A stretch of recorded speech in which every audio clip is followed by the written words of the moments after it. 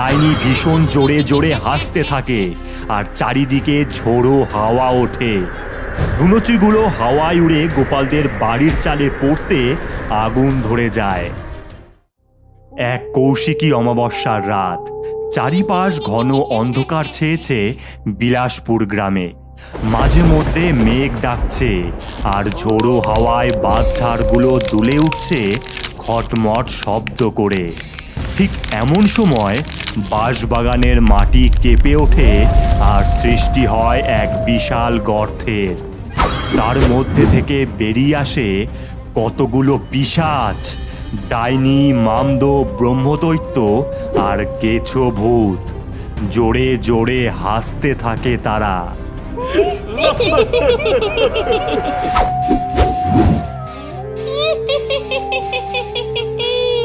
এই গ্রামেই আমরা আস্তানা করব, একে একে সকলকে শেষ করে দেব।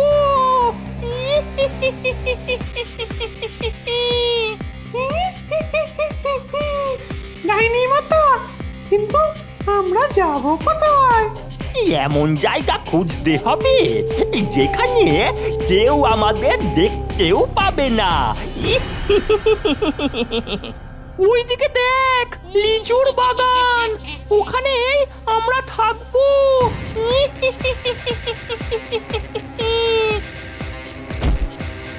আহা, পুরো হৃষ্টপুষ্ট গাছ আর লিচুগুলো।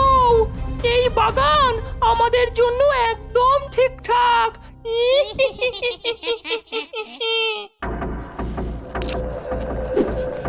আহা, কি মিষ্টি লিচু!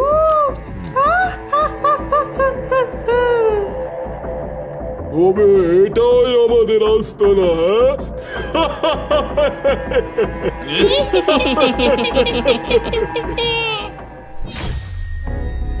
বাবা গোপাল, এইবার আমাদের বাগানে অনেক লিচু হয়েছে।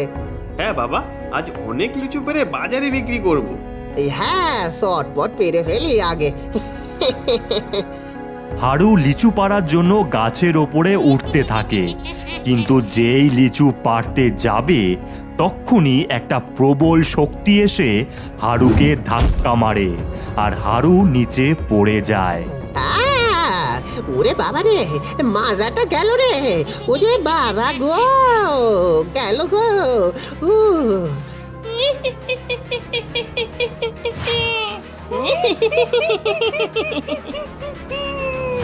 বাবা, তুমি নিচে পড়ে গেলে কিভাবে? এই ভয়ঙ্কর হাসি, কারা হাসছে? জানি না, আমি কিছু জানি না। দাঁড়াও বাবা, আমি পারছি লিচু। এই বলে গোপাল কাস্তে নিয়ে লিচু গাছে ওঠে, আর যেই কাস্তে চালাতে যাবে গোপালের হাতটা বেঁকে যায় আর কাস্তেটাও বেঁকে যায়। হাত বেঁকে যাচ্ছে।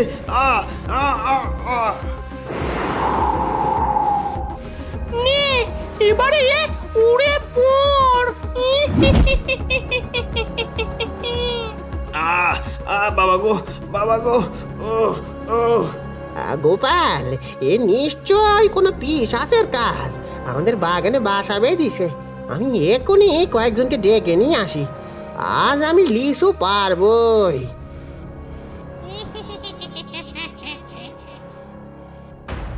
এরপর হারু গিয়ে বেশ কয়েকজনকে লিচু পাড়ার জন্য ডেকে নিয়ে আসে। এই তোমরা সবাই গাছে ওঠো, ওই লিচু আজ সব পাততে হবে আমাদের।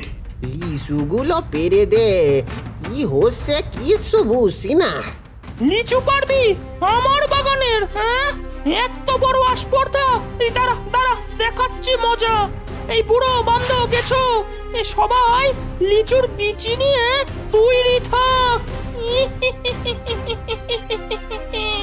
এরপর সকলে যখন লিচু গাছে উঠতে যাবে এমন সময় ভূতের দল লিচুর বিচি ছুঁড়ে মারতে থাকে। ওরে বাবা, ওরে বাবা, লাগছে লাগছে, ও বাবা, ও ওরে বাবা, ওরে বাবা, লাগছে লাগছে, ও বাবা, ওরে বাবা, এ তো ভূতের দল বাসা বেঁধেছে। সবাই পালাও এখান থেকে! ওরে বাবারে, ওরে বাবারে, পালাও পালাও পালাও! লিচু খাবি তোরা? হ্যাঁ, ডাইনি মা, এই গাছের ওপরে থাকতে ইচ্ছে করছে না, একটা ঘর হলে ভালো হতো। হ্যাঁ রে ডাইনি, এই বয়সে এইভাবে ডালে ডালে থাকা যায় না। তাহলে একটা লিচুর ঘর করে তার মধ্যে থাকি, কি বলিস? আমি মানুষ খেকো ডাইনি, সুখ আমি পাইনি, এই দিলাম আমার বর, তৈরি হ লিচুর ঘর। এ কথা বলতেই এক বিশাল আকৃতির লিচুর ঘর তৈরি হয়ে যায়। চল সবাই ঢুকে পড়ি। উই! আহা, এ কি সুন্দর ঘর রে! শুনেছি এই গ্রামে অনেক অনেক গরু মানুষ আছে, এখানে থেকে ওদের খাবো।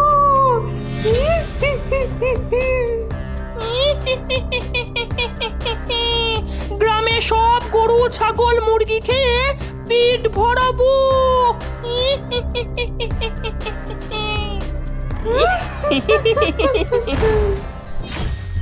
বাবা, এই আমাদের বাসান বাবা, আমাদের বাসান। জোরে ওঠ ওঠ, কি হয়েছে সেটা বলবি তো নাকি রে বাবা?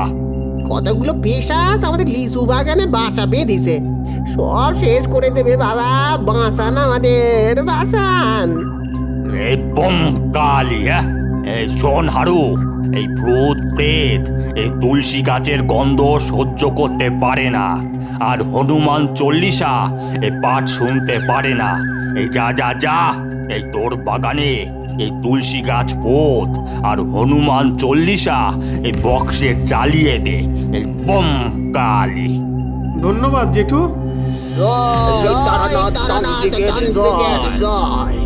কথা মতন সেদিন রাতে হারু, গোপাল, মালতী মিলে বাগানে যায়। উফ, কি বিচ্ছিরি গন্ধ আসছে বাবা গো। পচা মুরগি, পচা মাছের গন্ধ। মা, আমাদের তাড়াতাড়ি করতে হবে। নে নে, শুরু কর শুরু কর।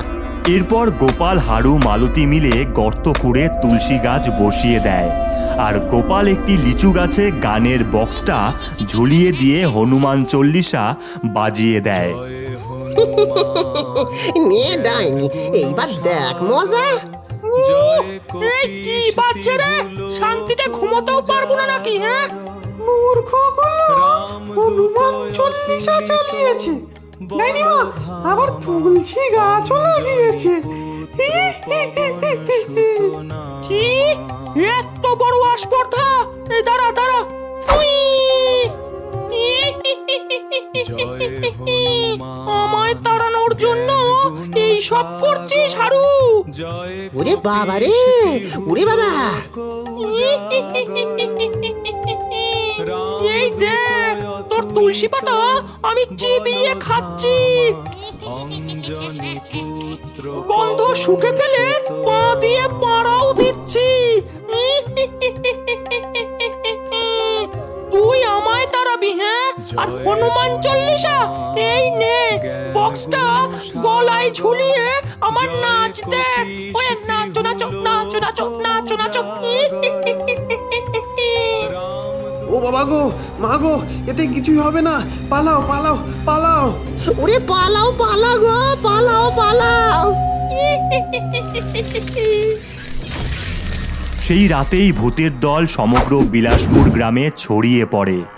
যেই যেই বাড়িতে গরু রয়েছে সেখানেই উপস্থিত হয় তারা। উফ, গরুটার কি স্বাস্থ্য রে! আহা, একেবারে পাঁচটা গরু। এসো সোনা, খেয়ে পেট ভরাই। এমন সময় গরুগুলো চিৎকার করতে থাকে, আর ডাইনি এক একটাকে ধরে পেটে পুড়তে থাকে। আহা! তবে এইবার হাড়গুলো বার করতে হবে।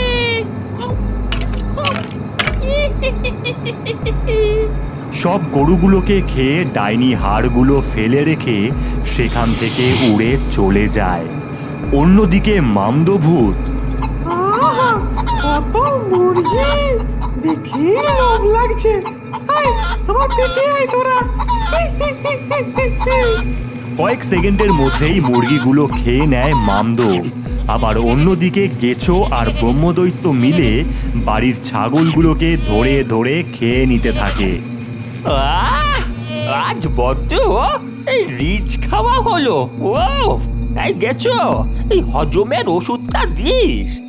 সারা রাত ধরে গ্রামে পশুগুলোকে নৃশংস হত্যা করে ভূতের দল তাদের আস্তানায় ফেরে।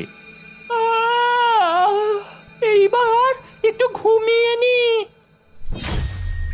পরের দিন সকাল হতেই গ্রামের মানুষেরা তাদের মরে যাওয়া গরু বাঁশে বেঁধে গোভাগারে ফেলে দিয়ে আসতে থাকে। এক রাতের মধ্যে আমাদের পশুগুলোকে হত্যা করে দিল। এ খুব অশুভ লক্ষণ দাদা। এখন পশু খাচ্ছে, এরপর আমাদের খাবে, কি যে হবে। বাবা, কোনো কিছুই হয়নি ওই ডাইনির। দেখলাম এই ওর খুব আত্ম অহংকার। নিজেকে এই শক্তিশালী দেখানোর জন্যই এই পশুদের মেরে খেয়েছে এই বম কালি। ঠিক আছে, এই শোন, তোরা আজ রাতে শুকনো লঙ্কা আর এই গুঁড়োটা আমি দিলাম, এই মিশিয়ে এই সারা বাগান ধোয়ায় ভরিয়ে দে। এই যা, এই বম কালি ও পালাবে। জয় তারানাথ তান্ত্রিকের জয়, জয় তারানাথ তান্ত্রিকের জয়। রাত হতেই তারানাথ তান্ত্রিকের কথা মতন গুঁড়ো আর শুকনো লঙ্কা পুড়িয়ে বাগানের চারিদিকে ধুনোচি দেওয়া হয়। দিতেই সারা বাগান ধোঁয়ায় ভরে যায় আর ভূতের দল কাশতে থাকে। ওরে বাবা, এই ধুনো নিশ্চয় ওই হাঁড়ুটা দিয়েছে। এই বাইরে বেরিয়ে এই মজাটা দেখাতেই হবে। চলো তাড়াতাড়ি চলো। এই হাঁড়ু, তোর এত বড় আসপর্দা, তুই শুকনো লঙ্কা পোড়াস? তবে দেখ আমার শক্তি। ডাইনি ভীষণ জোরে জোরে হাসতে থাকে আর চারিদিকে ঝোড়ো হাওয়া ওঠে। ধুনুচিগুলো হাওয়ায় উড়ে গোপালদের বাড়ির চালে পড়তে আগুন ধরে যায়। ওরে বাবা রে, এই ঘরে জল ঢাল তাড়াতাড়ি, চল চল চল। হাড়ু যেই দৌড়াতে যাবে তক্ষুনি হাড়ু হাওয়ায় ভেসে ওঠে। কোথায় যাবি? হ্যাঁ, আজ তোকে গাছে বেঁধে রাখবো রে। গোপাল, মালতী, ঘরে আগুন নেবাও আর তারানাথকে খবর দাও। ওরে বাবা রে। মা, তাড়াতাড়ি চলো। এই গাছে বেঁধে থাক তুই। এরপর গোপাল আর তার মা মই বেয়ে উঠে জল ঢেলে আগুন নেবায় আর তারপর তারানাথের কাছে গিয়ে সবটা খুলে বলে। না না না, এই অনেক হয়েছে। এইবার আমার আসল শক্তি দেখানোর সময় এসেছে। এই চল চল চল, এই আমার সাথে। এই বম কাল, কোথায় সেই পিশাচের দল? এই দেখি। ডাইনি তখন রাতের ভোজের আয়োজন করছে। উনুনে রান্না হচ্ছে। নানান কঙ্কালের দল, ভূতের দল কবজি ডুবিয়ে খাচ্ছে আর পচা গন্ধে সারা গ্রাম ছড়িয়েছে। এই হাড়ু, দেখ দেখ দেখ, এর মধ্যেই তোকে ঢেলে আজকে খাবো। তার আগে যে আমায় হারাতে হবে ডাইনি। তুই তাহলে তোর বুদ্ধিতেই ওরা এই সব করছিল? হ্যাঁ, এই মূর্খ, আমি পিশাচ, তুই খতম করবি আমায়? হ্যাঁ, এত বড় সাহস! তোর মতন পিশাচকে এই তারানাথ ঝুলিতে ভরে রাখে রে। এত বড় আসপর্দা! হ্যাঁ, এই নে। এই গোপাল রে, এই নিয়ে আয়। এই বলতেই গোপাল আর দুজন ছেলে মিলে একটি মরে যাওয়া গরুকে নিয়ে আসে। নমঃ শিবায়। এই দেখা দে গভূত, এই দেখা দে। এই বলতেই সেই মৃত গরুর দেহ থেকে বেরিয়ে আসে একটা গোভূত। কি ভয়ঙ্কর তার শরীর! গুতিয়ে মার ওদের। এই বলতেই গোভূতটা লাফিয়ে ডাইনিকে গুতিয়ে নিচে ফেলে দেয় আর বুকের ওপর দাঁড়ায়। এই কি দেখছিস তোরা? মার ওকে! এরপর গেছো, মামদ, ব্রহ্মদৈত্য সবাই আসে, কিন্তু কিছুতেই কিছু হয় না। কখনো গুতিয়ে মামদকে দূরে ছুঁড়ে মারে, আবার গেছোকে লেজের বাড়ি মারতে থাকে। অন্যদিকে তারানাথ যজ্ঞে বসে। বম কালী, এই পুড়ে ছাই হ পিশাচ। এই বলতেই সমস্ত ভূতের গায়ে আগুন জ্বলে ওঠে।